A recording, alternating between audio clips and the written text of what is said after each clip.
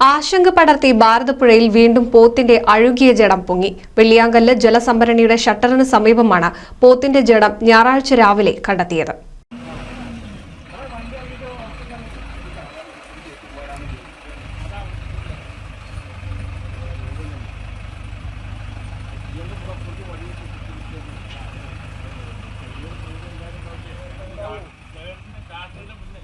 പ്രദേശത്ത് രൂക്ഷമായ ദുർഗന്ധം വമിച്ചതോടെ നടത്തിയ പരിശോധനയിലാണ് റെഗുലേറ്ററിന് സമീപം ജഡം കണ്ടത്. തുടർന്ന് അധികൃതരുടെ നേതൃത്വത്തിൽ ജഡം പുറത്തെടുത്ത് മറവ് ചെയ്തു.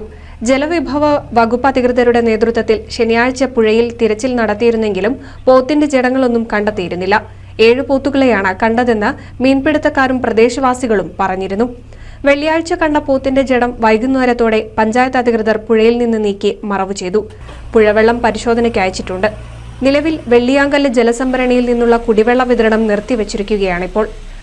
അതേസമയം തൃത്താല അത്താണി മേഖലയിൽ പുഴയിലിറക്കി വ്യാപകമായാണ് ഉടമകൾ പോത്തുകളെ മേയാൻ വിടുന്നതെന്നും പുഴ മലിനപ്പെടുത്തുന്നതിനെതിരെ പരാതി നൽകിയിട്ടും അധികൃതർ നടപടിയെടുക്കുന്നില്ലെന്ന രൂക്ഷ വിമർശനവും ഉയർന്നു വന്നിട്ടുണ്ട്.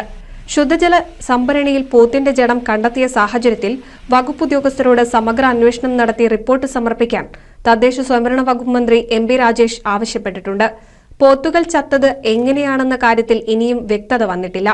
ഇതോടെ കടുത്ത ആരോഗ്യ ഭീഷണിയുടെ ഭീതിയിലാണ് ജനങ്ങൾ. NCV news Thrithala.